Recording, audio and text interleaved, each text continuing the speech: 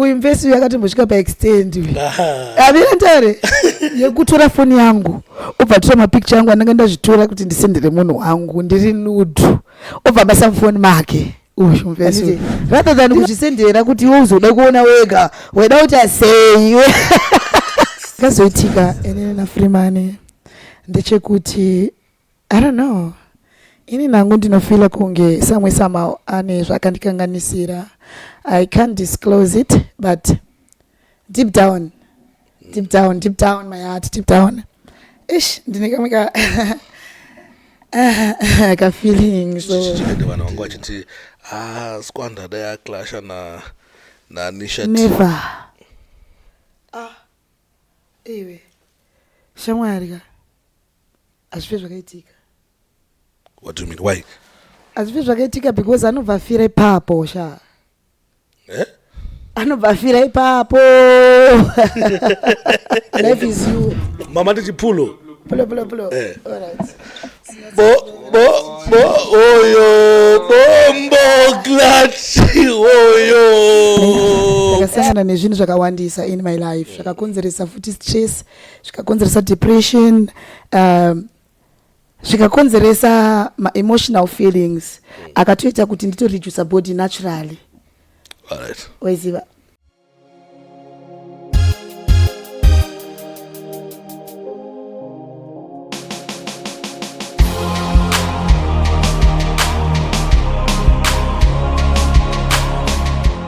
Okay. Welcome. My name is DJ Sparks, and today episode is different because ndine murungu wangu ndina boss ndinechinterview ya boss muzora nas Lady Squander Fire. I think vanoziya vanotiziya inini na Squander interview nesongo kaimira because ndega ndichiona Queen chinzi ko Squander ari kupi Squander afana kuya pachi pa podcast and muzora nas ndinani ndina Squander anzi kuna shugeti ngabogare baba. Right. Aruchaga. Sigeda kambonire. Yeah. Lasi ndina Queen and I'm very happy because inina Queen tinoziana. Yeah. Tinoziana zvekudaro. But satapinda panyaya dzekuziyana kwedu Queen ndakaona ma development pamura hapo. Number 1 tattoo hero. Tattoo hero. Yeah. The eye. Atingoda mumbo tsana ngono zvo tattoo hero. Boss. Okay, tattoo hero gairi. Rakanyorwa nemukomana so I can't tell you his name, but arinyora it was a clock ne yanga iri nguva, but then nekufamba kwenguva takazoona kuti atingakwanise kuchengeta nguva waiziva pakuda muono. Alright. Yeah man, saka iri ziso iri rakabva raiswa richireplace watch yaive iri papapa. And then varangosirwa waka picture frame chichi netuma rose chichi ndengorona pa ma pictures nishasati ko tattoo iri kumborewa tichi tattoo iri muono wangu tane muono. We've learned a lot and it represents zvataona nezvatisati taona in my life. Yeah. All right. Yeah, even $1 riripo futi zisoro riri muono.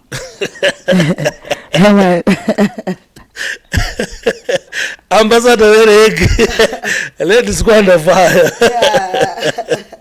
Alright, tichimbo deal nekumbotana nezviri pamwe. Madeza pfura ya mamambo nekanga board so. Yeah. Madeza makabudisa album in the life is you. Yeah. Makamambo tone kanga board but izvo ndikuona kuti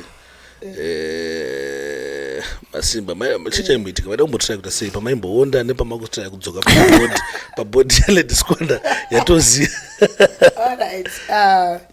Zvakaitika paipai ne paalbum rera rinonzi Life is You ne. Zvinhu zvandanga ndatoita muono kudhara ne vanhu vasati vaona ne. Ukanyatsoteerera Life is You yoyo itone ngoma rinonzi Life is You riri papo.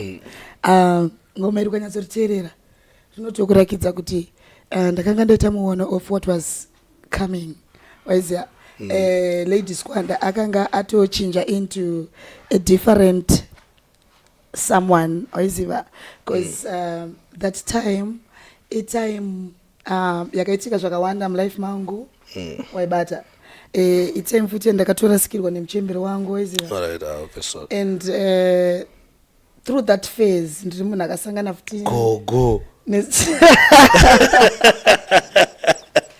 gogo bakuti mara titi maybe malegend alright so boss takaita confusion ekusaziva kuti zvoni body yaitwa yaita muchida here kana kuti maybe madrugs no body ndakaita ndichida Sparks waiziva life is you iwe ndio unokwanisa kuita zvaunoda neupenyu hwako waiziva it was I who chose kunge ndiri tough like Khadija, you know. Fandazo not to know this body is not good enough for me. Then I had to slim a little bit. But ndikutaura kuti during that phase, ne, ndakasangana nezvinhu zvakawandisa in my life. Zvakakonzeresa futi stress, zvikakonzeresa depression, zvikakonzeresa my emotional feelings. Akatoita kuti ndito reduce body naturally. All right. Waiziva. Ndakatoonda zveshuwa nestress ende vanhu vaitondipa stress nepressure. Right. You get the point. Inafunga kuti maybe since inini ndanda maybe wansuwa since maybe hansisipo wakuona and stuff chichi zandibviredhafu sati yoyo ndatakumana chii chikuitika pamwanasikana kuti ndoita sei mwana atisuwa here maya andazona ngomukana kundikubvunza maya nemuendero wangu waita kaSparks zvinhu zvaitombotora time kuti usuwiwe mwangu asati asvika pandiri ndoda kukuudza nenyaya yekukusuwa zvinhu zvakatonditorera time kuti nditozorealize kuti chimwe changu ndachisuwa rega ndichimbochifonera queen asati asvika pane nyaya yedu tichikumbotaura nyaya yako nevamwe vanhu tozopedza tazotase tozosvika hedu pane vangu right bozi vanhu vazhinji vakaitiwa nepasiri ripo you know sometimes macelebrity mazhinji anopedzisa atozosvika nekusangana nerufu ine depression bozi vanhu vazhinji vanojaja wasingazivi kuti chikuita kuti munhu aonde chii choice here stress here chii afana madezi andikuza kuti ndo madezi akashaya gogo ende gogo ndo wanga wari zvese and I know and stress yacho anokwanisa kungoiexplaina ndemunhu akaifila waiziva I went through a lot zvekutosvika pakuto very involved zveshuwa into drugs waiziva and during that time ndiri munhu akatombo chigengisa chacho angazvichitaura waiziva because ndaenda kungononge zvakafanana waiziva ndaenda kungononge zvakafanana because I had lost everything waibata nemo futi okay asati asvika ikoko alright kumire papa wangoda kusvika kwandiri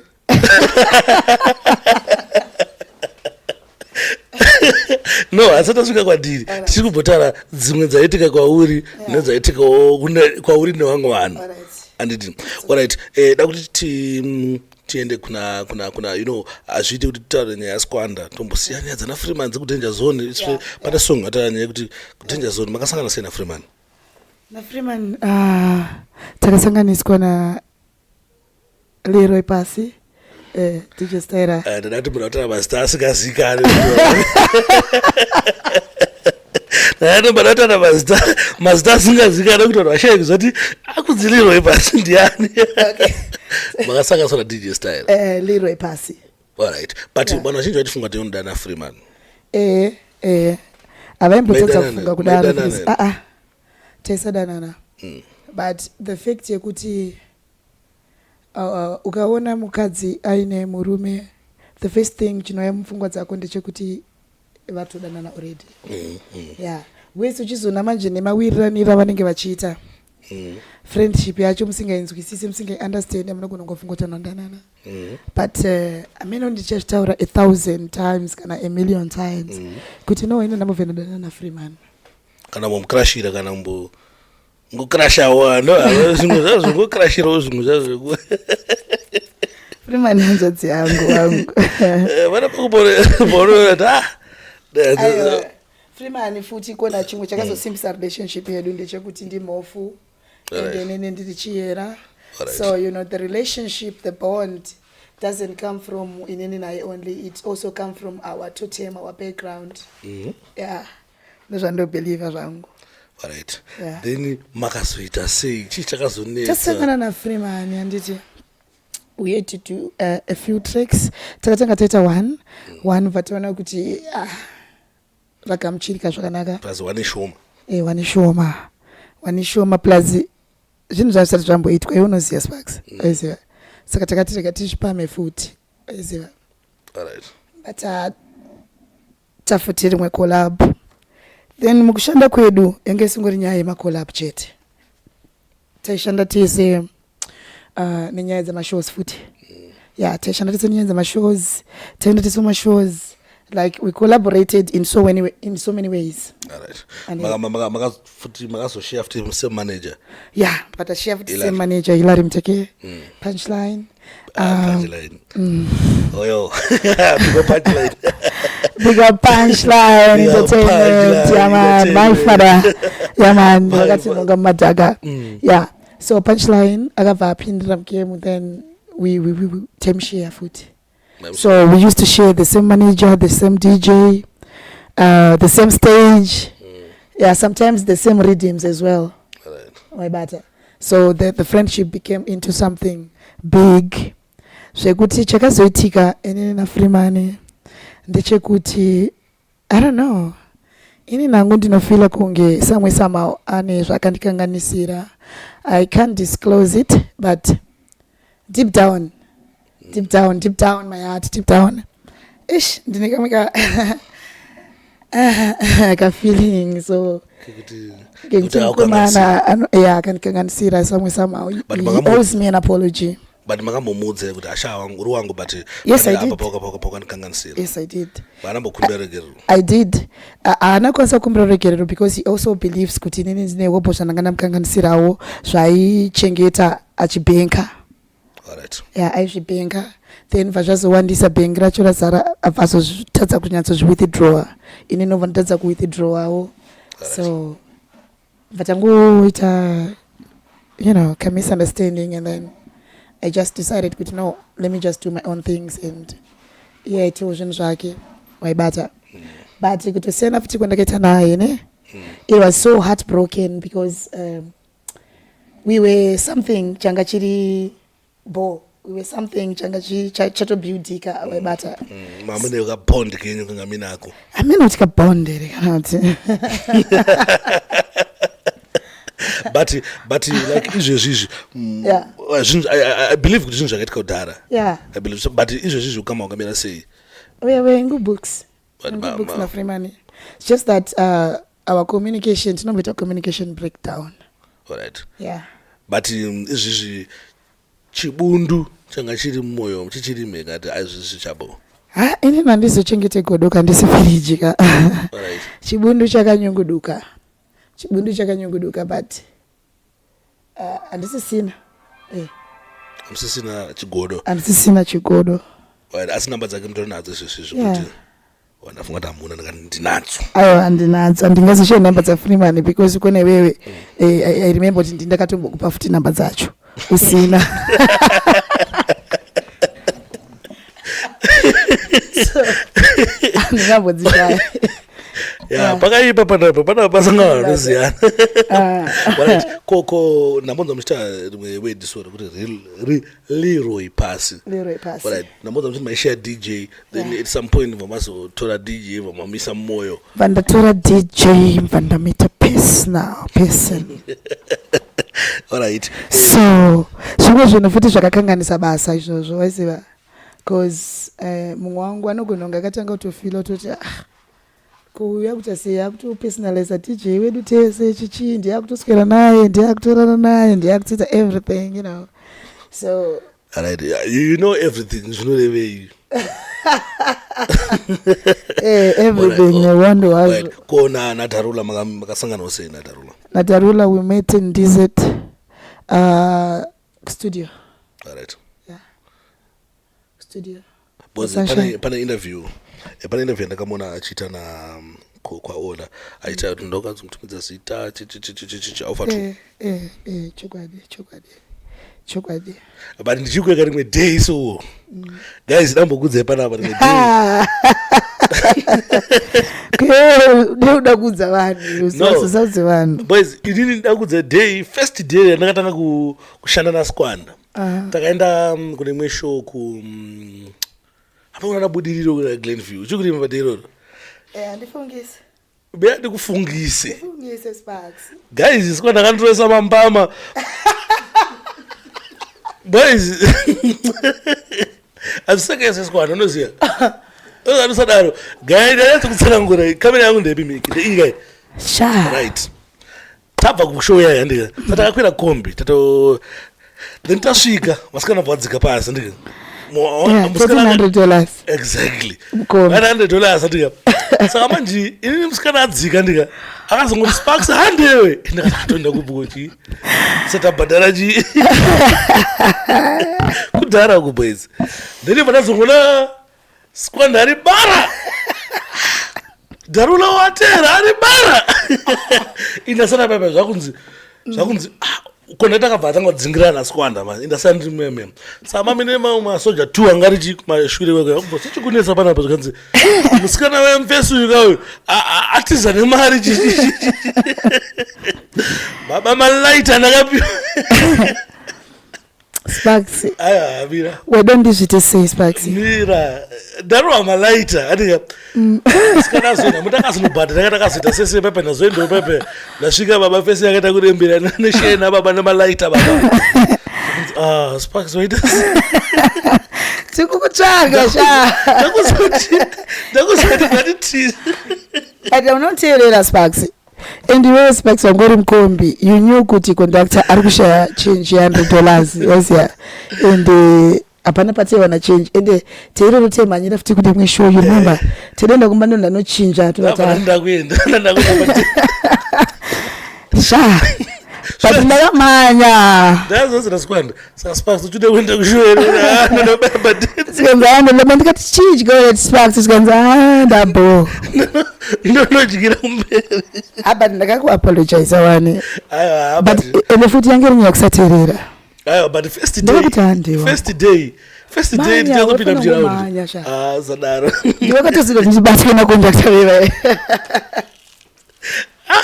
amana ini chandakaoneswa naSkwanda chitsvuku wala tikona Darula ukamba kenyu wakamera semu chikunyatsokwirirana bonesa kuti muchigara mese Darula inini madezi vaya ndikutaura angati like mwana mai wako chachai maimuka muri mese mairara mese muita sei zvese maita zvese then panazoona makuseta se makusanzwanana madifferences eupenyu kune nini Sparks I believe kuti handina kutombotanga zvemusic izvi kuita kuti ndite mafani kani waiziya music is my life waiziya so the moment I try to put myself together ndobva ndaona kuti nini ndiri kudhonza treni yakatofa zvayo mavhiri sha treni yakafa mavhiri unenge iwo handiti kutotrai kutozvipusha toino mberi wobva watanga futi kudhonza futi Darula kuti aende kumberi newe waibata ofichi unenge uchitiwange pamwe maybe uri kumushandisa nepressure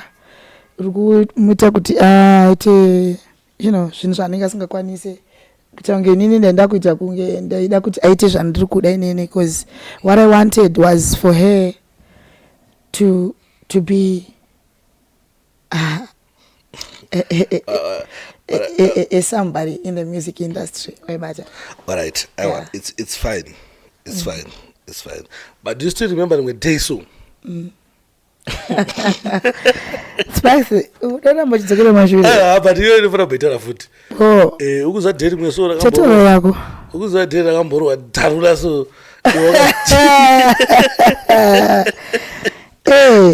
Inyo kusateerera futi Sparks.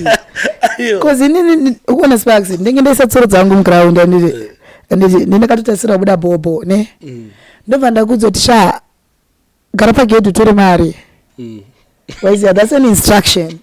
Yeah man. Yeah man. Chibva pagedhi handei. Tiza mala mavana tanga. Then iwewe yo botoramba wakagara guys vari kudze zvakaitika musio takaita show Darula ndanga ari pagedhi Skwanda ndanga chiri pa10 Darula vanzi tiza yo no handa kumuti tiza takaita show handiti Darula was the only person wandaitrasta ne panamuti Darula wewe chenda pagedhi ne anditi enda pagedhi mushoma kapinda vanhu it's around past 8. It was an open venue yanga isina denga tiri panze outdoor mvura yakabva yatanga kunaya mvura yatanga kunaya vanhu vatanga kubuda paipai vachitiza kuzi pamusina kuwanda mvura bhara ranga riri diki vaibata vanhu vatanga kuenda paipai we had an agreement nemuridzi webar kuti kana zvinhu zvikafamba mushe you're gonna take 30% istotora 70 ne inini mva ndaona kuti zvinhu hazvichafambe mushe paground vaibata Darula chibva pagedhi andeyi anditi Darula varamba ari pagedhi aramba ari pagedhi ini ndakaenda kumba ndakatozotuma vanhu even iwewe futi ndakakuti dzoka handei bateni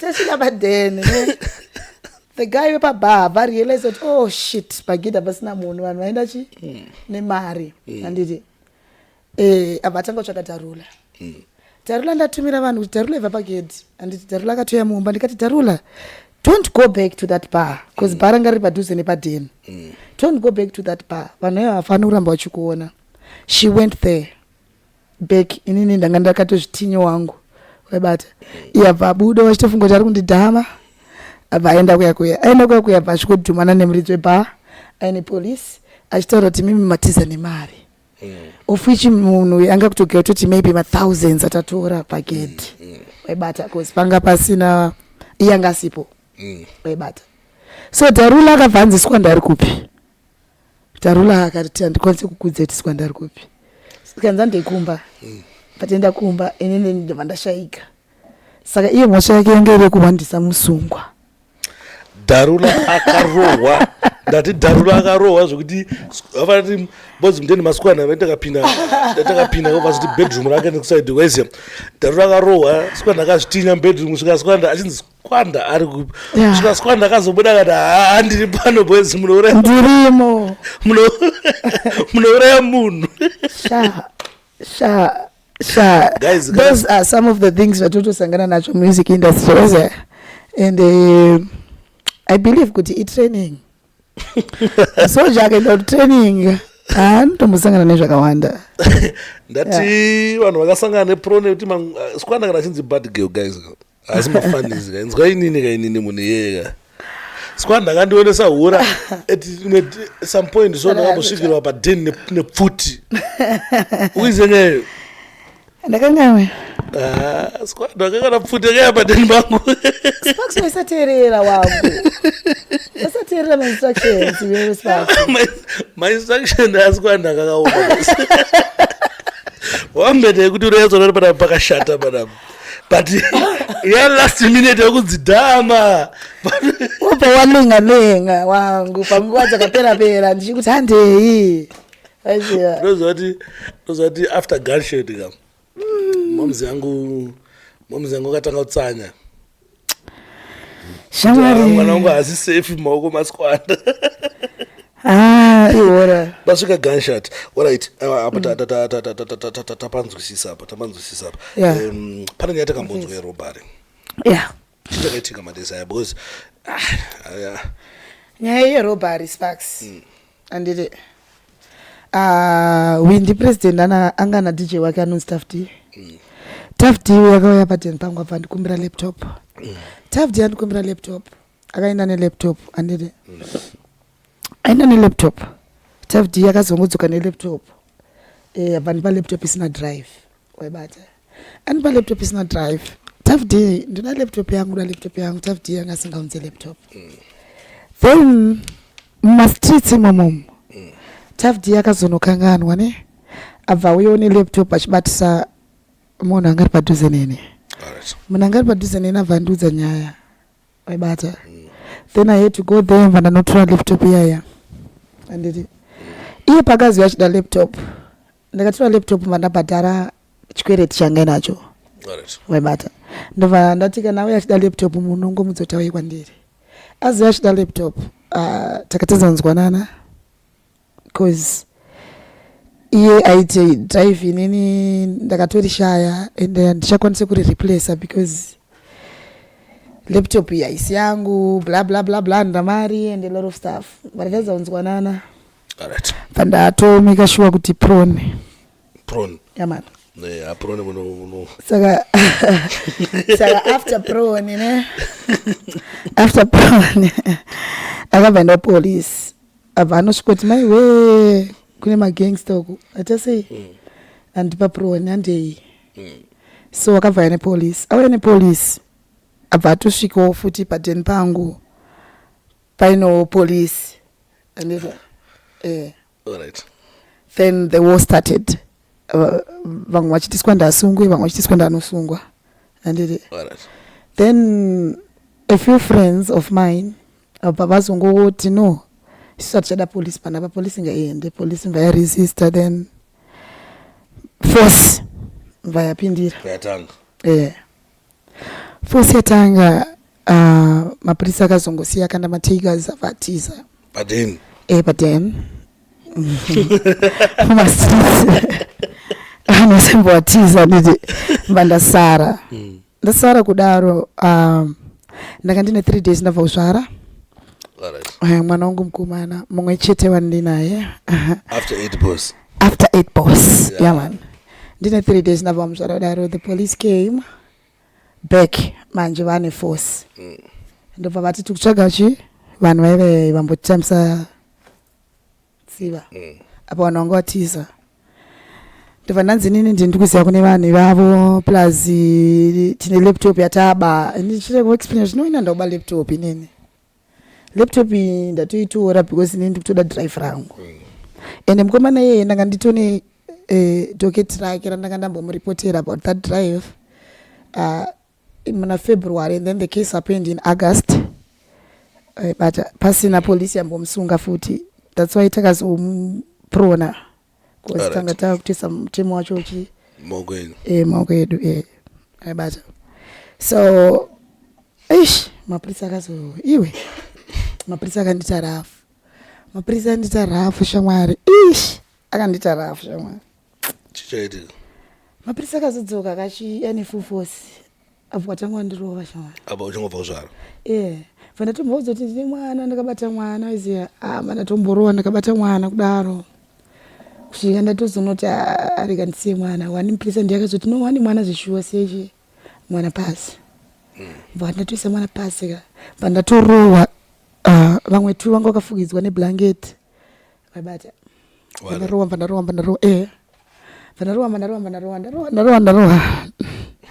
ndaneta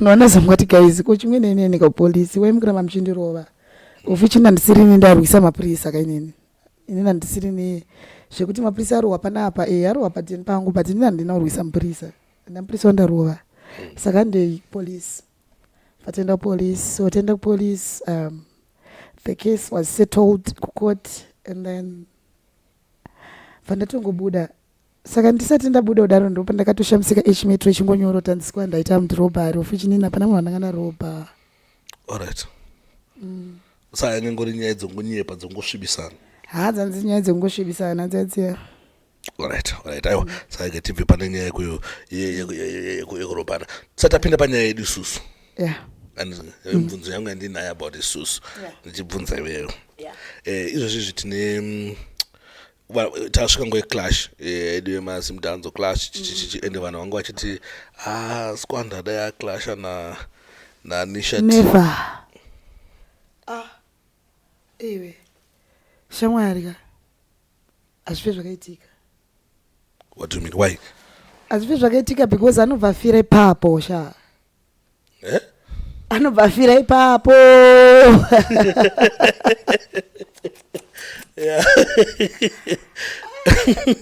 hazvipe zvakaitika waibata because kana ndakatomutarisa ka atori kamwe rising star kandinge ndakatongotarisawo futi kari muground ndichitongokati kamwana kangu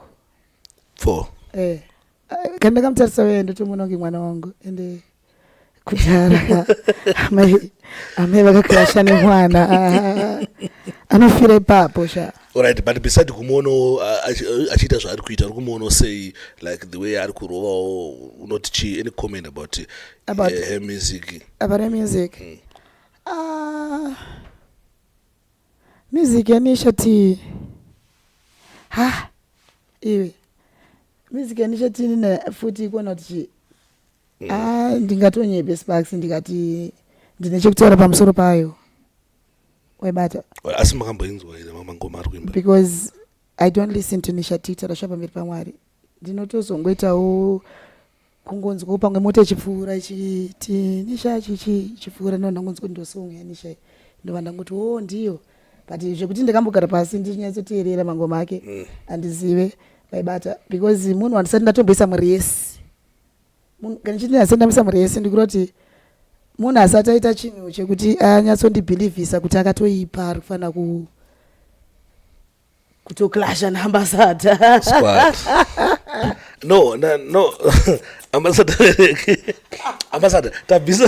tabvisa nyaya yekuklasha tangotaura music yake Sparks nyaya yekuklasha timbofe takaibvisa weziya because that's the roots of dancehall webata kutoti titoziva kuti iwo akatoipasha weziya endakakusiti ngoma ungonopedzera vanhu weziya webata kwete zvekuti iwewe unenge uchiti wakaipa kudarika nhengi but iwewe hausatomboita macompetition nanhengi webata Sparks that's bullshit weziya alright paundilisa nitoziva kuti Squanda munhu mukuru kwandiri and when it comes to music nditori mfano wake webata because munhu akatombopinda muring ngwere inotoziva kutoti weziya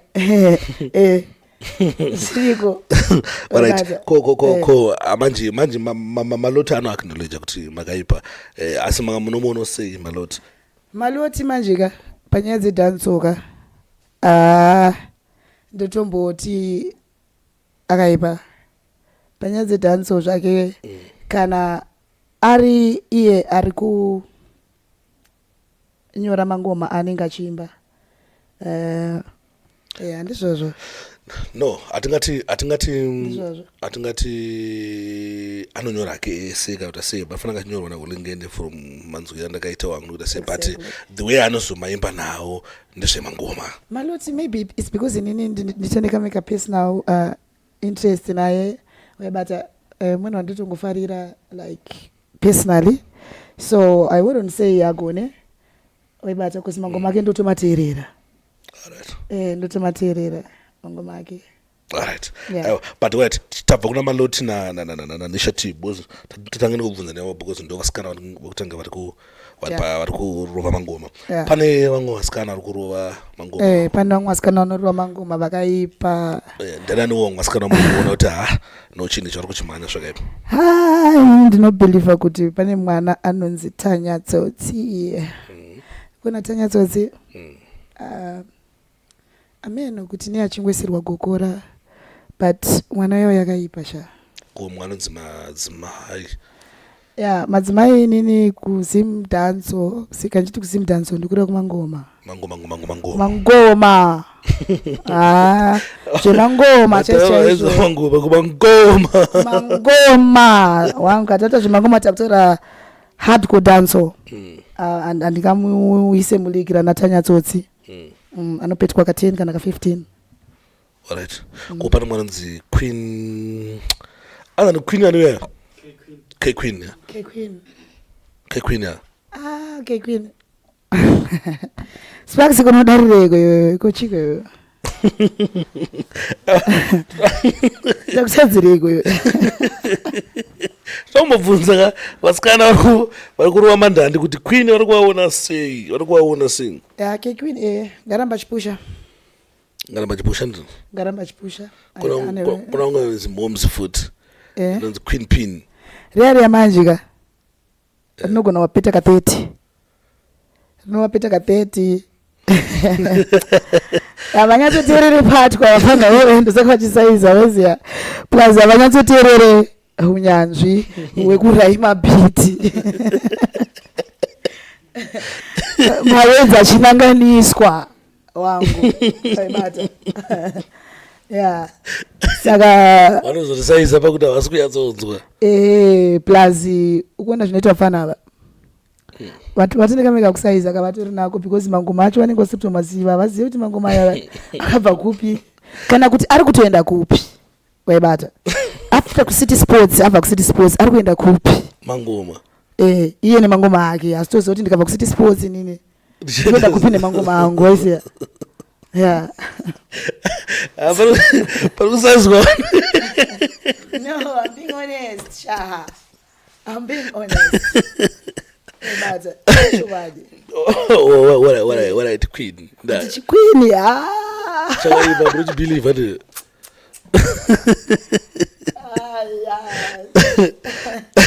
Queen pana ngwana ndambobvunza vanhu kuti squanda ndomubvunza kuti chii paFacebook pane mibvunzo yanga chibvunzwa nevanhu like kutanga wachanga kuti Queen vakaroorwa here Sparks anditi mazuva apfuura ndakatombotaura kuti ndakuda zvemuchato ndakaona video yokuti ndada kuroorwa chichichichi but ndodyisa chichichichi ndo nyaya chandakarambirwa futi iyoyo yekudyisa anzi I eat too much meat nemufesi wacho wandanga ndati ndipinde naye murelationship waibata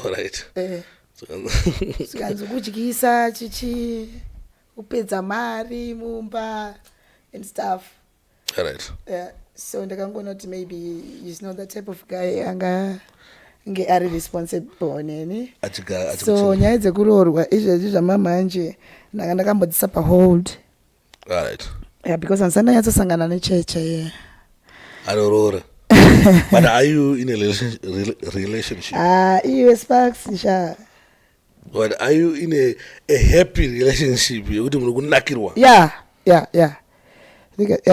ndikunakirwa amine last question yanga kunza ano Queen takamboona madeza pfura waona awakwanisa kuti wamboyadzomire pakamera timboyadzowaona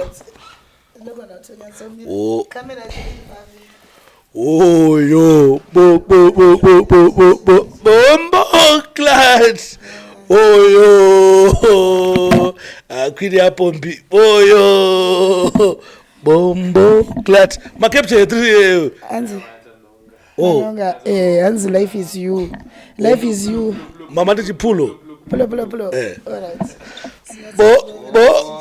oyo bomboclat oyo po icho tosadodenyi right mune Zimbabwe now ndabe ndichida kusazigo panapa ambobozi zigo angati no imba mchata interview ndakubvunza kuti mimi right so Queen ko DJ Sparks kana manager wamaishanda naye anonzi DJ Sparks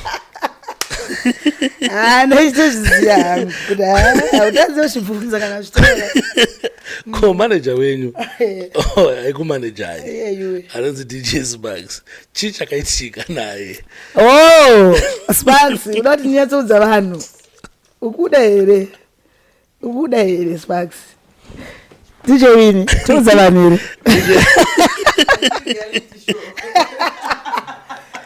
chii chakaitika DJ Sparks na manager wenyu Sparks DJ Sparks baba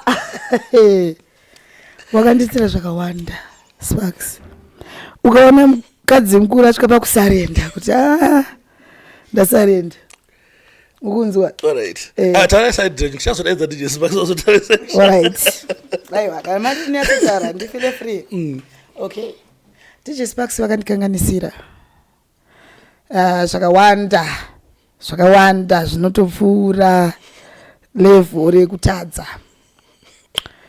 vandikanganisira DJ Sparks nderamba chingwaregera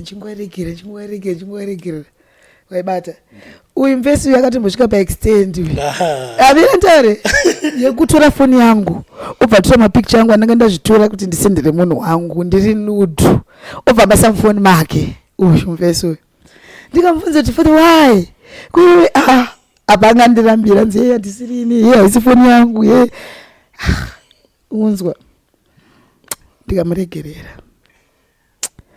ane mari dzemashow dzakawanda dzakadya mukomana uyu ndikamuregerera ndimuri kunzwa zvekuti pamwe pacho pakasvika pakuya pfuti vanhu vachiyozorikavha mari uyu mukomana uyu ndimuri kunzwa right dzimwe hondo dzandairwa nekuda kwemukomana uyu nzenzakawanda Saka mukomana manje zvaakazoita mukomana uyu. Ndamudzidzisa zvangu Joni mukomana uyu. Ndakazomuti mukomana. Hapana mari ka. Chikwira ka bhazi uyo kubasa. Anditi mukomana kanonditi ndingakwire bhazi nini? Ndatore ndege sekuru. Winnie.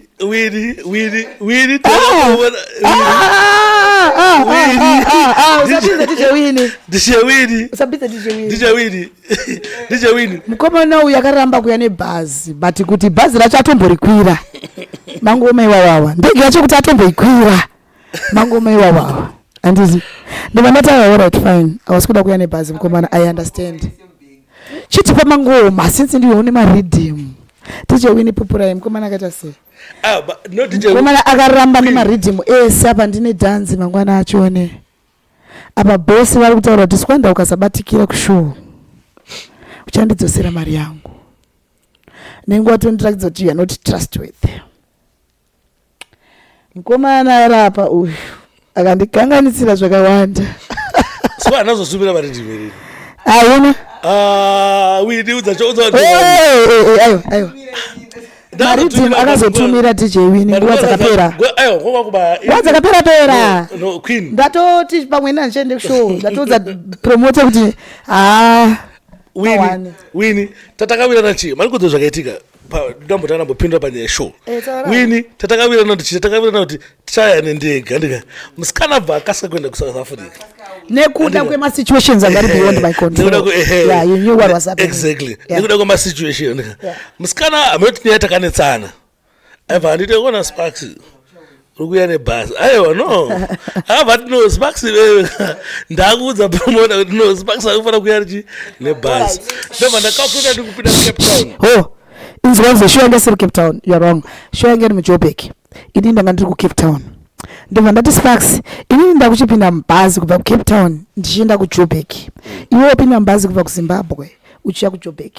Tosangana muJoburg. No, mandikudze Queen. Tatine Winnie uchikurangira. Tatine show Cape Town. Tatine show kuJoburg. Tatine show kuPort Elizabeth. 3 more shows. Do you still remember? Aiwa but yataida kuenda yanga iri important yanga muJoburg. Aiwa tatanga no Cape Town. Aiwa yanga siri Cape Town. Tatanga nekapa muwango. Iwo nama yako yanga sika Philipo. Ovogara wena se. Ovogara wati da. Ndobva ndati nini amene nyatakanetsana. Madeza cho ngokura musoro. Wangu iyo ndi wangu atokura musoro. Atistanga kukura musoro. Amene nyatakanetsana. Oba nditi Sparks. Yanga manager akukura musoro. Iyesha. Skwanda oba nditi no Sparks. Last message wakansend wakati no Sparks uchasvika pa Cape Town nebhazi kuti ngori. Iyo ndacalculate distance yekubva kuno kuZimbabwe kuenda chi?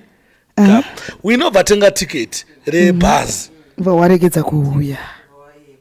Ndobva ndaregedza kukwira. Ndobva ndati kuna Winnie ndasara tichi? Nebhazi. Skwanda vati no Sparks ana kusara nebhazi. Exactly ongosina. Sparks ana kusara nebhazi. Sparks atoita mukonyo. Sparks atoramba kuita se kuti kuna Skwanda ndakati no ini kandichiya nebhazi handisikuuya. Then kuna Winnie ndeva nice chita no I'm coming to send the money because you wanted money. Exactly. You waida mari weda utopiwa mari wewe waiza in cash isusu mvatati no uya tikwase kumba mari in cash acha trustike mutengere ticket waibata ticket mbara wembo waregedza kuuya inini ndakanononga kusenda maridhimu but handakuzoregedza kusenda maridhimu but the fact yekuti waitomenda Cape Town nebhasi no handamuna menda Cape Town nebhasi Queen hatava tamenda Cape Town nebhasi hatina kumuvera nebhasi patakana nebhasi isusu andika takana nebhasi kubva kuchina muna Pretoria muna Joburg asi hatava tamenda Cape Town nebhasi but imimi andika Winnie tichita dhiri naye Winnie takauya naye kuti achatikwidza ndege tiri 2 kubva muno muZimbabwe but iwe wakabva wasanoenda nemari yako ndobva waporonga akaiwewe ovha watanga kuti iwe watanga dawandifixa kuti Winnie ipinza mukomana chi tine nyaya dzedu dzangatanetsana chaso zvichenge nechi you were the problem Wini ndakamuti nini andika. Wini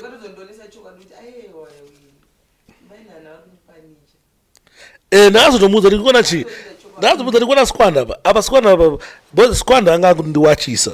Zvekuti ano ndakumuratidza Sparks kuti pa Cape Town apa padhuza. Panofambika. Imwe nyaya futi. Handisandapedza kanti dzakawanda. But I'm just gonna, you know, filter some of the. Ndakada kufilter. Ndakafilter yekutanga. Yekutanga itori ndandimboma yakatondibata sha. Iwe sha wakandionerera iwe sha. Queen. Sadaro wangu wakapa mapicture mfoni mangu. Aya but ndoda kufilter panapa. Ndonye ngofana kufilter. Sasa kufilter ipi? Dzimwe dziripo. But panyaya dzose ndamufunga ndiyo chaitaura rangu. Pane dzimwe nyaya Squanda dzofana gara inbox. Taxi. Wanditi nditaure ukandipa go ahead. But apane wataura wakosingafana kuita. Wayati imwe ndeipi? Zvakaitika. Imwe ndeipi? Okay. Then iwewe manje.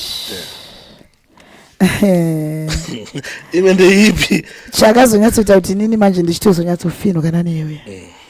Wakazotanga kuposta tunge tumapost tukakuchita masista apera. Ndini. Mamwe so madezi so. Tatonetsana kana sati. Tatonetsana tichangobva kunetsana. Anditi watangoposta mamwe ma picture ako so.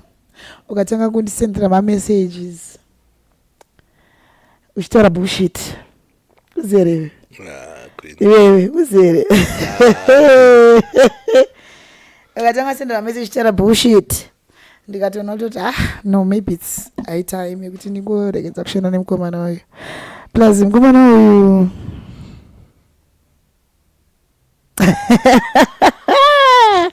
sandipeziso kasadantadzisa. Sadantadzisa zvanzi. Plus mukomana uyu aizopersonalize zvinhu. Yeah, right, imwe nyaya manje yakatondibata futi yakaita kuti tizonetsana. Ndekuti iwewe handiti wakachita admin papage rangu. Iwewe Sparks. Wakachita admin papage rangu. Divorce tongondza zvekuti account yawakaita admin nayo yakarasika uchakwanise kuiloga in this and that. Of which page iroro shamwari yangu ka. Hey, ndanga ndasafira wangu. Queen, atumira zonzikise nyaya yakatika pa page.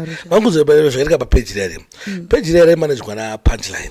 Punchline obvandisa admin. Andisa admin ndika.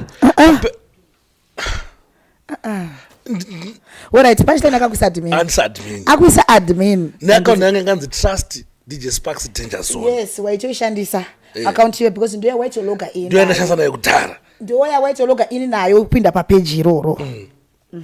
Exactly ndika. Then ameyoti ndakangobanwa sei pa Facebook. Sparks. Sure. Ndo pandoti papoka andina kuzomba kutrusta because already kumashure uko wanga waita nyaya dzakawandisa dzekuti ndinisa kutrust. Sparks, do you remember wakamba ine mukomana yoyo yatikampa mari mukomana yoyo achitengesera mota akanitengesera mota akagara pamatombo iriweyo. Ubi. Lastika. Wekumaraini kwenyu wewe mukomana wewe. Wekuzotanzi ndaenda kubhora kuPlum Tree chichi. Aiwa ndine makana ndisipo kana. Ngane munhu ndiyani ko Sparks. Ngane munhu vamazi tambe. Iyo uyene mbavha kai wewe kutore mari kai Sparks yesha. But Queen autinyatsoonesana nyaya. So nanga ndakusamtrusta. But pa page achokwadi pa page. Pa page ndakaswa admin. Then iye punchline anga akuita editor pa account yako iwewe andika. Then inini panakazouraya panakazorewa ne Facebook account yandomboziye kuti ndoiloga sei ndoita sindakatraya kuti ndikudzosere page rako. Ndakatraya izvo ndakabobata Stuart nyama yaro ndakati Stuart nyama yaro. But unoziva kuti izvo zvakatondi affecta samwe samaumu pa basa rangu. Pakuti ndakatosvika pakutoshaya kuti nini alright ndopost apai. Anoenga ri editor ukasaposta but zvimwe zvaizoda maybe kuzonomonetize zvekuita sei but ndakatraya kusvika even ekunzoni Stuart nyama yaro. Anditi wewe uri kutotadzi zvoni wewe handichangori auditor iri kurakidza kuti wewe waitoona kuti isi danger handi editor. Madeza ndasanda kunzwisisa zveFacebook zvoita sei ndasanda kuzvinzwisisa zvokuti page editor ndiani akakosha sei admin ndiani akakosha sei ndasanda kuzvinzwisisa. Sparks, you knew. wangu sade zvitazi iwe Bona chini no problem imwe yakaiti you knew the fact yekuti isusu takatoti punchline atipe page iwe kuti admin ndeyekuti iwe you knew you wanted to manage the page. How could you manage the page usina idea yekuti tinomanage sei ndinofana kuwana access ndengoti ndinofana kuwana access ndikwanisa kuposta but asingazoti pana editor pana admin pana anofana kuti sei ndobva ndaitwa then account yo payakazo do you know takato account yangu yakatodha kuti chikutoshanda tese tinyasotonzwana nekuyerana I don't know but takashasa account yako iwewe ndoenda tologa nayo in account yako ndichizotoposta ku page andizvizivi ndikukudza ndiudzako but andizvizivi no ufana kuziziva bana sare ndifosa kuziva iwe but ngwana chi inini ndakazotoshamisika pakutonzi account yangu ndiyo admin iyi ndi editor but asingatombozvinzwisise pekutanga woti account yo payakangoenda. What did you do after that? After ndakuzoziya yeah ndakuzoziya I tried kutolenga even na Stuart Nyamanya kuti ona account yangu yakadzwa amene kwasa kudzoka but nina unambovera wakatombondirakidza kuti wakatombotaura na Stuart Nyamanya kuti try kuti page but wakatonditi Sparks tatanditsana manje wakati Sparks ndofana kuti ndite admin ndipo ndaifunga kuti zvakangoringana zvakaita se zvakada zvingori bo vawani no ndofana kuti admin ichi ndonga ndakazobata ana Stuart Nyamanya nini ndichiti Stuart onaka inini asizoti account ndoita seku ndikwase kuita se kuti ndibve pa admin kana ndisa admin achakwase achagone kuiloga bozi Stuart akakundikana kundika akati zona account yamene zvayakaitawo amene zvayakaita akatokundikana Stuart anizoti akaita se but akati account yakadhakwa Sparks wakaenda pa Facebook nhasi ndikuona iri pa account yanganzi Trust DJ Sparks ndingazona ipo pandikuchenese Sparks aundichenese ndozangu ndaundichenese icho zvinoto but ufana ndichenesa boza ndambosha papo Sparks chimwe ndibwo kupeje zvapera right zvakawanda zvapera skwa zvapera do pane zvimwe hangu zvandanyeperwa pane zvimwe zvandanyeperwa ipapa pane zvataurwa ipapa pane zvakawana zvandanyeperwa but zvongoti interview inoyi handisi ndikuinterview apa ndinongopomerwa hangu ndakanyarara zvapana zvimwe zvakangoitika ameno zvi zvakaitika maybe izvo zvekutransfer maphotos ndikatoshamisika kuti kumfesi uyu ada kuita sei nemapicture angu shoku yekutenga sotambona iwe no ukona chi awa DJ Winnie ebebe kwandivurira extra large extra amount but I apologize but I was in shock but when I iwewe Sparks mira ndimbotaura ndakupa phone yangu chikurakidza poster yo wakutanga kutoona mapicture wabva warowa neshoko wabva watotora foni yako wabva watobakidza sheti papo wabva wazvitumira semunhu ari wane shoko akatibvunza kuti what is this ambassador ndoda kudza kuti chii chindokuexplainera no was in the car iwe sadaro iwe ndiri mumota kandiri kumberika waukanganwa iwe uri kumashure bva watema transfers ako pakazonditambidza foni ini ndabva ndazona bluetooth yakabaka ndikati ko bluetooth yabaka sei mana tasoti yabakirei ndabva ndaona foni yakakonekta yatombosenda zvino waibata but queen waisanditrasta but wasazvona kuti nini ndiri wako chechai wangu chechai izvo kusvika pakundonerera ukuti chikwe wakato usatipete kuti nandiri wako zvokuti queen nandiri wako zvelevel rekuti sekona kana muhanu rumu squad but pasina rikuonerera mumwe ka pasina mbobata kana mumwe kana kuguma mumwe but ndo level reloyalty ranga ndiri ndobva ndatika iwewe anditi neloyalty iyoyo anti Sparks waifanira kuona nditi wobva wandibvunza waitlist kana kuti squanda zviko zvandaona zvinoda kuexplainera kuti chii ichi ende ndachisendera ani ende waiziya ndounyatsokurakidza kuti chii anditi rather than kuzvisendera kuti iwe uzoda kuona wega waida kuti asei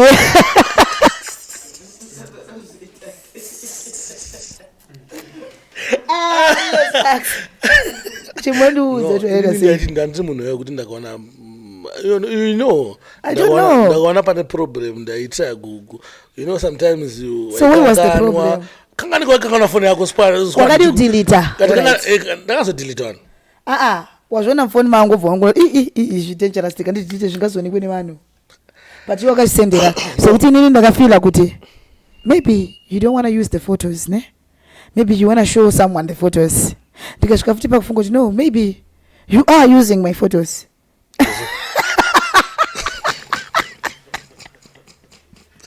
Kutasei meno zvawaita zvaka andidziyeka. That's what I want to know even up till now. Maphotos kutasei Kuti maphotos angu waimashandisa chii? Weda kuenda nakumprofit here? Wadi na bathroom here? Ndopa wakadata kuti amana profita ndaenda. No. Aiwa. Inoti amana profita ndaenda. Wala chindu za chokwadi wakaita sene pawakaona mapicture angu chisendera. Weda kuita say the feeling waiti wazoona here? No, ini kuti pepa ndayatsoona sana kata hano. Ndati no, ini ndikona chi idzonzo. Wangu nofana ndiripa. So mwari Sparks ndikuda mombe. Kunoku kutaone kunani ndiani Sabuku. Moso yangu ngerekera sei. Moso yako? Ndikuonera murungu. Oh, wakaonerera bosi. Ini ndandiri mushoko. Woti pepa zvakavanzika. Zvisati zvamboonekwa nenyika sekuru iwe Sparks kuda kuchaka ziso sekuru. Wangu. Sadara. Sikwana kona chimwangu. Sadara. Awadishibisa nasi. No, but ichokwadi. Kona chimwangu. Ichokwadi mwangu. Idzo mwangu. Awadishibisa. But wakaramba. Hanza isifoni yangu. Wadishibisa. Sadara. Wadishibisa bwa kona chi. Ini kona chi. Iwe wangu suppose ngotoro dzimwe nyaya nezvinhu zvatakaitana zvakawanda still ikubona. Zvatakaitana waku continue. Zvandangotaura ka maparts. Uye from mahombe mami wesha. Uyu. Wini. Wana uyu mwangu. Mwangu kwana chi. Iye anozokuamba chikufunga bale lose.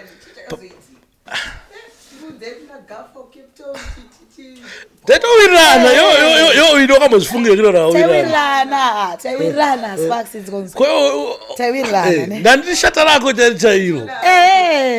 Besides zokumana chana nditori shata lako utozoti Sparks.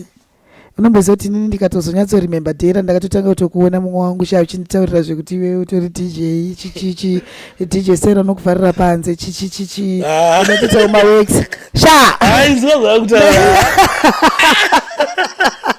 ndakataure ndakatofila kuti no this guy needs an opportunity webata no one opportunity ngakaiba kusho waiziya Sparks ende kune wewe ndakatari chokadi when was Sparks ndakatokutrust to a certain extent ndisina kutombotrust vanhu vakawanda muupenyu wangu like you even knew kana gogo vangu you know my kids you know everything about me so kusvika pakuziva the inner parts chayo sadaro madiwe Sparks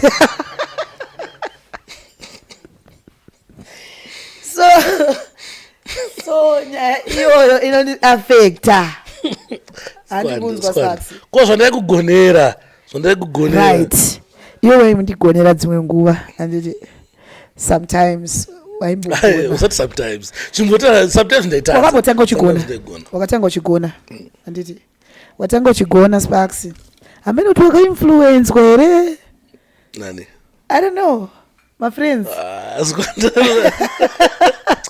amene kuti wakainfluencwa here kana kuti wakaita sei wakazongwirika newangopanduka so senge pawangu wakutoti wewe watu manager wangu ka nenda kufila unge wewe wakutononge pa maybe you can control my whole life we better because sometimes waito bondu zoti aiwa mira ndotomira famba ndotofamba gara ndotogara waiziya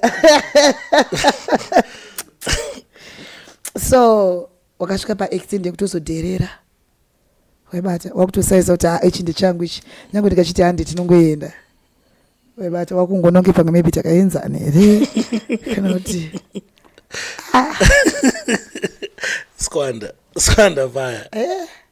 fire ukona wewe ende ndo zvimwe zvinhu zvaitontesa kuya kuinterview webata before this podcast iwewe chakanyatsogara pasi iwewe ukatondiudza idea yako isiya wese ukatondiudza kuti hanzi ndakuda kutoshandisa zita rekutoti reality from my album ne ndikatoti bro wangu mwangu is danger weziya but wakatadza kana kuisa kana picture rangu zvangu paunongobudisa mapicture pepa emafesi ema-artist emuzimbabwe saka unofunga ndiri artist wekupi kwenzonzo squanda ukuziva text Alright, what you guys?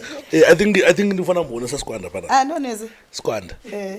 Do you know kuti wakasuka pakunditi wakasuka pakunditi Sparks and ndikukuona padhuze nemusic yangu kupesira ndipo kupesira andikuona nemusic it was bitterness squanda wabva ku South Africa after netsana ndika wabva ku South Africa do you know kuti ndakanamba ndiripo ndichiti no squanda hapana pachedwa ndika aiwa ndio pachipaungwa kuti tika squanda apera no before squanda ndakaronga show panikuzi ndakaronga show na video ku Vic Falls mova maenda ku Vic Falls andika ndo ndaronga show e carnival andika wabva waramba kuenda ku carnival ukuremember carnival yoyo ndakaronga carnival ndoda kufonera squanda kuona chi apana carnival yandaita panapa but payment on Saturday chichaisa saka unoenda chi unoona Flavor unoona Gerby ukunzwa ndisi Gerby anoisa nyaya iyo nandichaisa iyo andika over iyo nyatsoziva macarnival kuti macarnival ndikone government anopisa andikona iyo ndakatokufona kuma 9 Queen maenda here kushow over andina show yandikuenda yakarongwa newe Sparks andikukuona padhuze nemusic yangu understand sa ukona inini ngona chi iwe ngoni Peter but iwe futhi ngona inini ngoti interview isi yangu ndeyangu but iwe andika no enza Queen pana zvakawanda kona because inini ndainetsa newe takona kuti the whole day tichitaura isha tichinetsana ndichitaka kukuonesa kuti una mwangu ka apa kuona chi I wrong but tough andika it's not like nkakawanda ndikachidza isha but ndaingokula down ndongoti no hapana mungona hapana but pandakabhaisa inini ndika pamwe ndongotokonzesa kuti nditobhaise kona ndisingadi kubhaisa pasinge papi like kuya kushow yawini ndasada kuenda kuya kaini pepe iwe izikwanzike Sparks wangonditadzira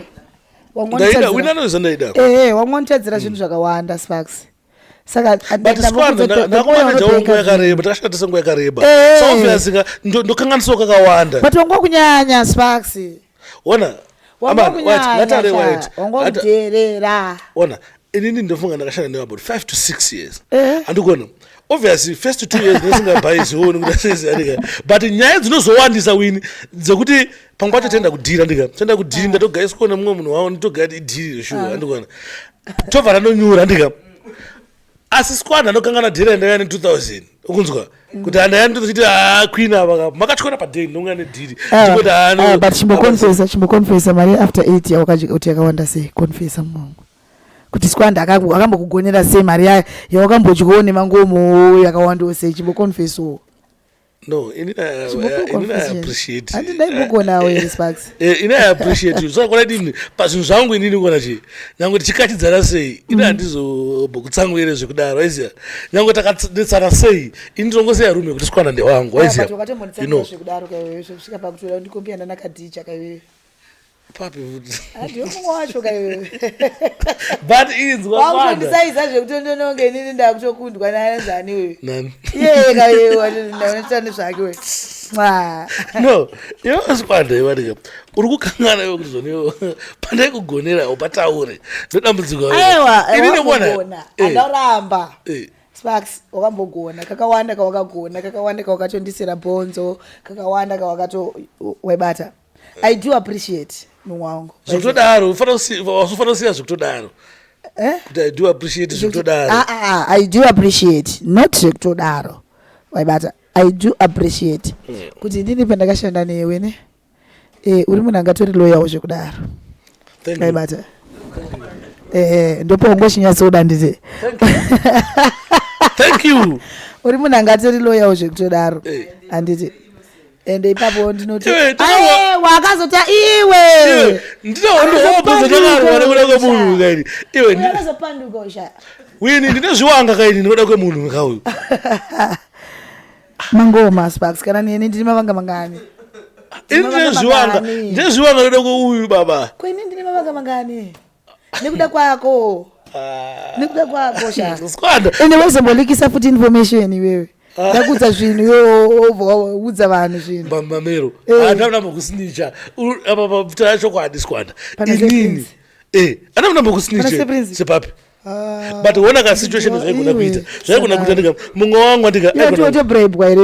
Ai wa andina bribe. Ava bribe ba. Ai ini ndakatosviba because of iwewe dzingani dzandikava inini. Pamwe pacho kuona chi mungo wangu aigona ngoti titonasa ndika. Ini achandizo titonasa.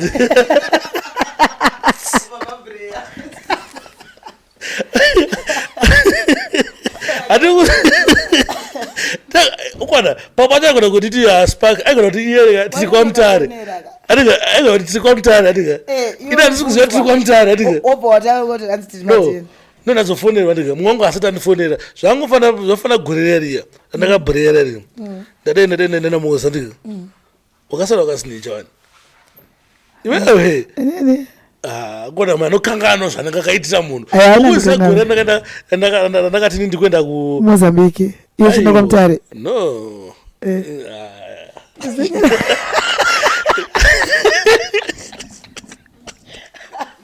because iwe waitomboenda ka kwakawandeka kuwainyimba ipapa ndakati squanda tiri local andika because inini ndingona chinhu ndakuza tiri local hapana tiri local ini kundu ndikuti ini ndina squanda ndika squanda akufona akuti amugoma ndikutomutsvagawo atine time asi kubatika zvakaona chii ini ndandasina kuchunawo pamwe pacho vafana pandasina kuchuna kuti ndazokrosa zvekuenda chii zvekuenda moza ndingoti loko imwe yaya ndika wakatadza kundimiririra bozi ndasinatso kuchuna ndozvavaitewo pamwe pacho kuona chiyegona ngoti wewe tiri kwamutare isusu tetiri titonasa andikuona mesi yacho inoshandudzi kuti sparks tiri kwamutare ini pandofonerwa ndika ndopove pandukuti wewe semumwe wangu waiziya wandandashanda naye for a long time zvimwe zvacho waifanira kungoonera sha ndaionera aiwa mange mashotsi waifanira kungoonera aiwa squad tana pandakaonera kakawanda kanga ndinga ndakaonera but pana pamwe pacho pakunezongo nopotseka unoshiya zoti mota inini yeti 1 point inini ndafana dhiri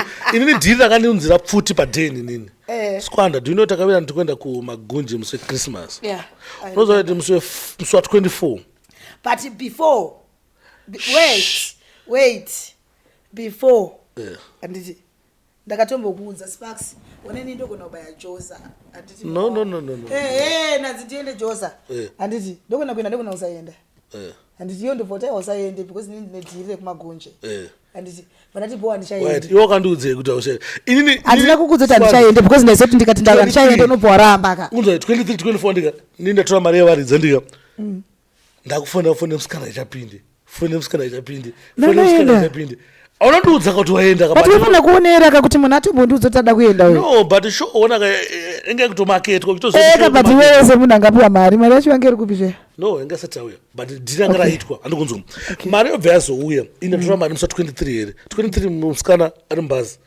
24 baba fone hachabatiki ndakuti ndimbobata musikana muzoti wagwana 25 baba fone yakadzima unazofonera chii sei ini munhu ari kufemera munhu asi kubatika bhozi ini ndakaona inini zvimwe zvese azvo waitadza kubatika but inini ndenge ndine information yekuti squanda ari kupi mukunzwa but baba unaundiudza then ndobva ndaita sei obva waenda josi ndozonzanza ano munhu atomukati munomu fona yake atori kunoku inini mari yandinayo andika ndo mari yandakazodya plus ndakatengesa foni obva wagunun'una foni yacho bva yapuka nyika futi hapana zvandakamboita waigunun'una wini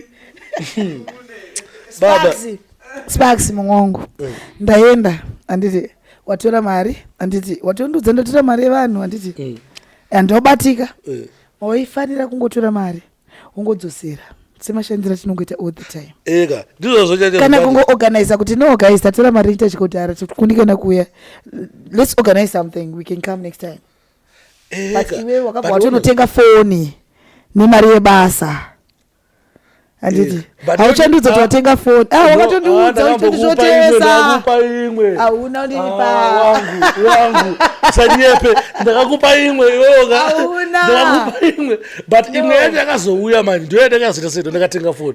Alright, Spaxi wakazofonera promoter ndobva wamuti zvoni takuda mari kuti tichisimuka manje tichiuya iwo chizoti ndaenda ndakati ai ndasingazivi ndasingaziva kuti udaenda ini ndakatambudzika inini kunzwa ndakatambudzika uchinditsvaga aiwa ndasati zotoenda but iwe waifunga ndiri kupi right ine funga kuti maybe kuna magetsi ekuchitungwisa kati chiyame kana kuti basi inini waraiti inini hora dzese dzandakaona inini hora dzese dzandakaona pasi panapa ndakadzisati kunewe ndazvibvuma hora dzinodzi hora inini ndakachione ndikutaura zvinhu zvese zvandakano oti ini kwa bad mind ubad mind uri mandiri right now ndakauinstallwa newe ndozvibvuma Spaxi because you were my right hand man ndo andikukuti zonika ubad mind wese wanga ndinawo kana vandinawo izvozvizvi ubad mind wandinawo it's because of this lady aindionesa hora mukunzwa pamwe pacho nemamwe vacho mamoves anaitiswa naskwanda inini ndasati andomaona wini atiri mamwe pakasvika vanhu vangane pfuti vakagadzika pfuti apa mukunzwa because of skwanda anga ashayika chifanira kuenda kudhiri mukunzwa iyo foni yacho yandakatenga ndika ndakazomulaina ndakati kona wangu padhiri yareka ini ndakazotenga foni andika baba kugunun'una kwaita munhu ndakazongoti hamene ndakatotyora padheni mumwemvesi wangu bva nditi andei hamene umwe kusadza so takudzoka bva taona mumwemvesi wanga ane chiopendiraki chake tobva takwira ndakapfeka bottom ndichivhara so bva yadona bva yangonotsikwa ndango ndiskwanda because mari yacho ngodya mari siriyo but zvakawanda zvandakakugonera skwanda handikuona pa5 years dzatakashanda tese pa5 years dzatakashanda tese inzwanzwe wakandigonera Spaxi but then wakazondichunga panorwadza mwongo zvakaita kuti zvakabva zvapenda black kugona kwese kwanga wandiitira waibata masports efanira kungopera murudo waibata but ndowakazonyomaita wese akana newewo you behave like ndowakaza aiwa inini ndakazobehave ngeumani but because inini ndasakutiita semukadzi because inini ndikutiita seumani ka zvasingandombomeke sense skwanda iwewo skwanda iwewo nemaitire nemadhili ataita nechigina gora chese chataita maitire taita madhili edu ese paimbodere kunditiite seumani aiwa mai pesada but iwewe patakanetsana ne waifanira kungounderstanda kuti munhu ndamukanganisira zveshuwa and I'm wrong kanga ndakaapologize Spaxi wakandiwadzisa wangu sadandikudzi skwanda ndetana newe pawhatsapp obva wandibloka pawhatsapp ndandangafonera newe tichinetsana obva wasvika pakuzondibloka pamakozi obva tangotaura pafacebook obva iwe Spaxi yona kubloka pafacebook handikuona iwe ndoyangobhehava nga mukadzi bese papa zvonendoshamsika nazvo kuti kogengisa riri kuita tobva tasati ane instagram yatakata noti zvozvi takapinda painstagram pangu newe taisendana mazimeseji akura so tichinetsana tichionesana tichiita sei ukunzwa but gangster ka hai nini handachekutaura ndanazokwanisa kukupa isando handazokwanisa kukupa isando bada muri zvibaba but munhu wese akadhila naskwanda akasvika paakakrossana naskwanda anoziva niskwanda mawani bad ende kana achinzi bad girl kana skwanda achiimba achindiri bad girl haasi kuimba ndaikudza vamwe vanhu ndichiti bhezi mukona achiskwanda paanenge achindiri bad girl usafungwa ndezvekuimba Spaxi ukuona kuti life yatiri kurarama we only live once waiziya saka time yekuti tikati tichita mamistakes tichipa vanhu mukana wekupeuzha nelife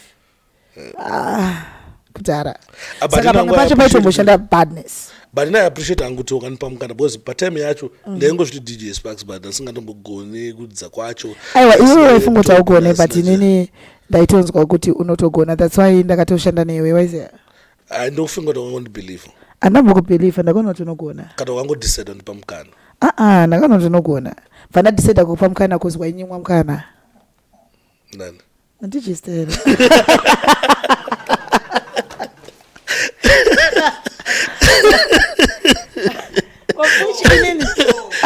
wafuchi inini ndaisaziya inini Sparks ndanditi ndaisaziya relationship yako ndichi Sparks na style ndaisaziya relationship yako na style ne but iwewe ndi wakatozondonesa kuti anochi but pane chimwe chibaba futi chakakuinfluenza kuti undipe mukana ndiyani chainzaniko chaibva ndikumakorokoza uko chainzaniko Sparks chipamira zvakundivhurira hombe chipiko ainzini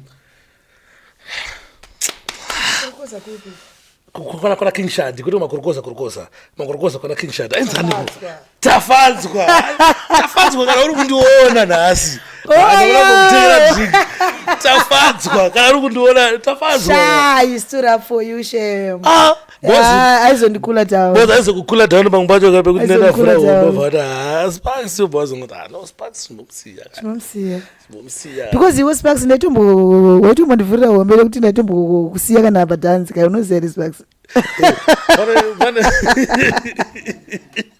ndeva ndati tinozotera because ndechonoti amene zvaunikuchiitaita aiwa ndandiri slow but still ini ndakaona hora kuafter 8 boys ka kwakuine hora kwakuine mufesa nzi gebo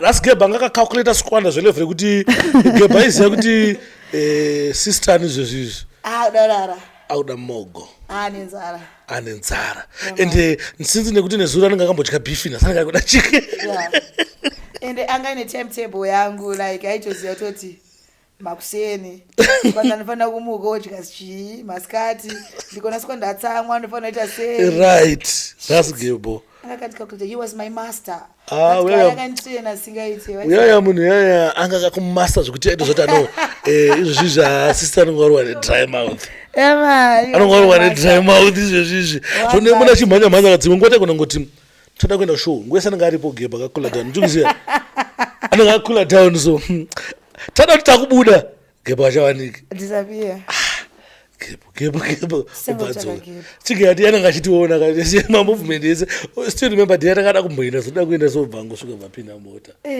gebo ungori kupi kodhera akazotera kumasvingo chikuziya tamusiya achiti gebo anonoka aita yake at the same tikumusiya takazoona ambasada wapastage mukobana choya nemvura sekuru au ndakaona hora but ndakari mumwe wangu but time handinoziva chinoita time takashanda tese tikatosvika pakuti unototi ano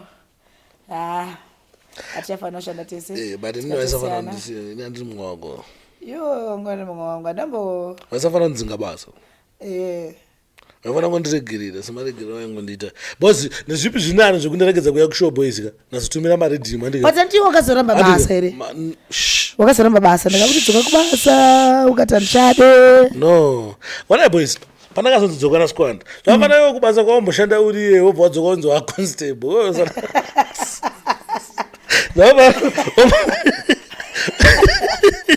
wamboshanda uchidzuri manager obva wadzoka bvanza hayoka panabasidiwa kucleana kumatoilet ukuona chimwongo haisafanira kudai handisi ndaida kuti here titangire futi chi kumashure mchana pazero kuti 1 tichidzidzana futi kona mwongo asi ndikuti nyaya ndakaita kuti izosvika pakunetsana haisi yanga iri lighters here andika pane nyaya wakatombodziregerera kumashure yanga iri light yekuti ndiona ndakakudongorera yanga iri light but the fact yekuti nyaya dzacho dzanga dzakabhengwa webata saka muso dzakazobuda mubhengi dzakawithdrawika dzese dzakawanda and then I couldn't handle the pressure nestress yekuti but Sparks anga ndaro ipapo ndopakusiza kuti Sparks anga kudaro but Sparks ndewako angari wako zvekuti aisafanira kudaro kuti inini ndandiloya skwana kana kwambosangana naungari loya muupenyu hwako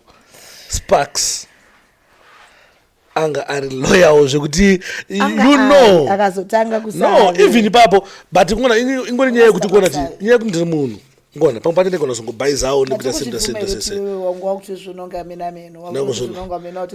ndana kuzvona nge8 ngokuzvinonge pasi after 8 you do after did 8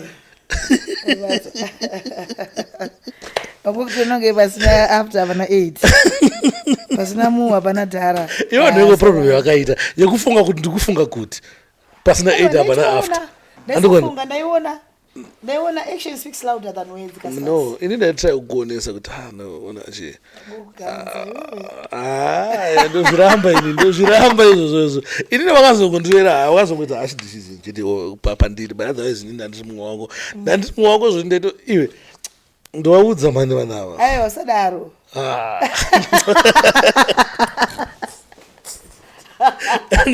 anyway queen ndafara kusangana nemi ngadambotara nezvemusic tichibva tavhara zvedu saka music mukutirongera chii pane maep aripo pane yaman I'm working on a new EP so far ndakatomboburitsa mamwe mangoma acho akaita se this other song inonzi nyarara ana vakadonhedza mboga vadzvavo yeah ana muzukuru nana muprofita ndambotara nezvemuprofita muprofita big tune muprofita big tune one yeah so tine mamwe akati wandei akaita se rimwe rinonzi wina tine rimwe futi rinonzi tundira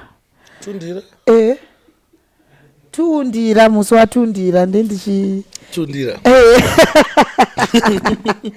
tine rimwe rinonzi tundira and zvamamanje sowe rakarelocata ka sowe takubata tiri papretoria apa zvekuti tiri kutombotaya kuti saka muri muzimbabwe for nguva just for a week yeah just for a week ndobva ndadzokera zvangu because ndine mashows akati wandei South Africa yes ndine very very big show yatiri kuexpecta 26 na 27 yeah papa Joe ku Cape Town uko ndafunga maybe mumudiko city ngoma aiwa kusiti ngoma inini chekutoenzera ndo pastori na kusiti ngoma because andina mune kuclasha na Sparks ndidi zvekutaura zvinhu zvekunyeba where's Sparks so far hapana musikana wekuti inini ndingatoende pastage 5 ndo tinotanga kuti ndakuita zvekuclasha naye anengaremera mastreets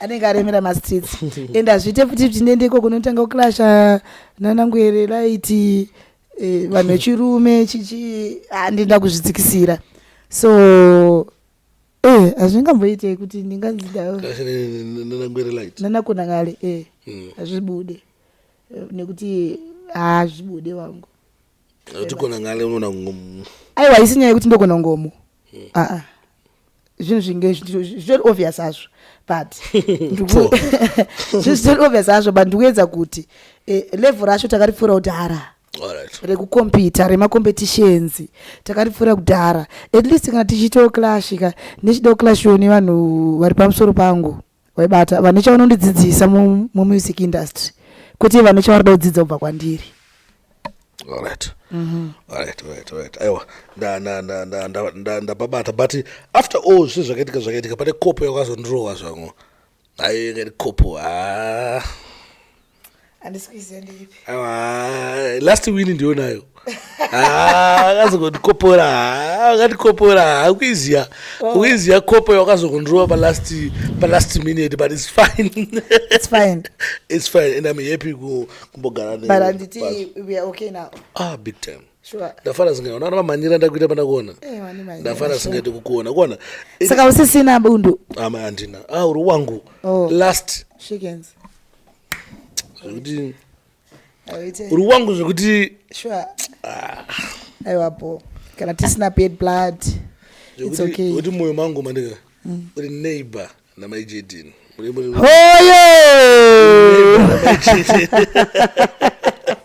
uri wangu zvekutodaro haiwa Sure. ndafara queen kusangana nemi chimbotaura nemi Yeah. panapa Yeah. and ndikutorwadziwa even kukata this podcast but It's okay. It's it's okay. fine It's okay. ndafara kutaura nemi aminoti apa ndangopikawo hani anogona ngondiroero pama one kupedzisira tichibva tangovhara zvinhu Alright. special request old one Mudaurerwa ripi baba? ndezvimaritimu zvangu mandingochikanda ipapo Mune zvimaritimu zvenyu? Haisi danger. Tinokuroverai. ambassador werega Rega ambassador. boys ndakaona kuora Sadaro sete iyoyo. Saudze vanhu. ndakarwa hondo ini kushanda nasipanda 5 years Haisi nyore. unofanira kuipa hero state Haisi nyore. Yange isiri nyore. But at least you is there. At least you is there.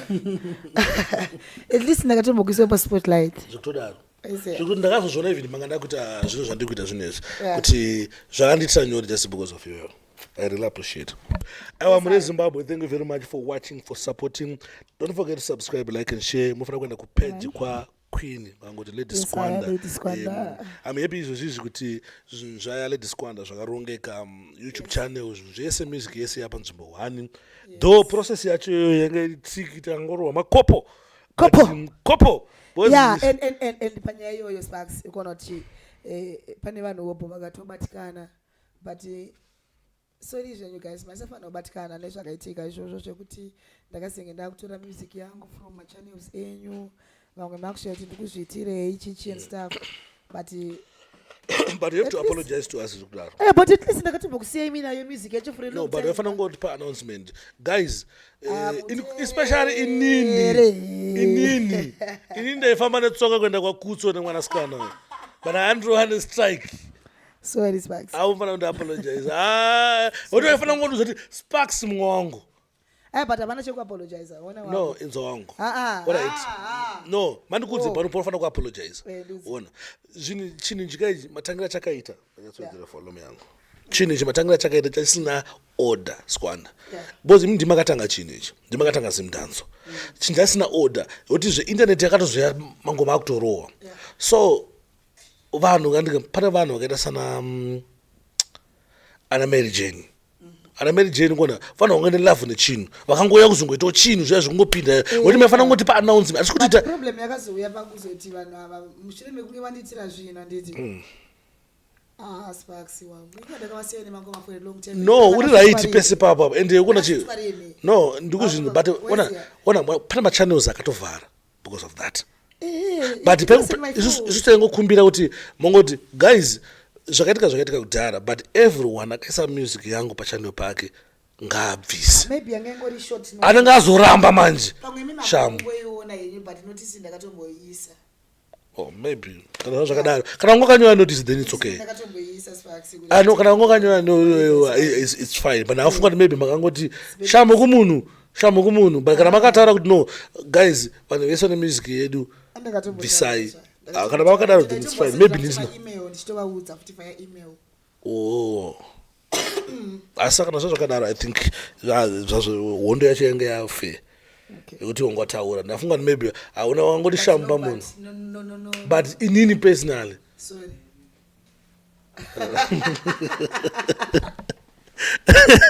Anyway guys, thank you very much for watching. With that we are out. Yeah.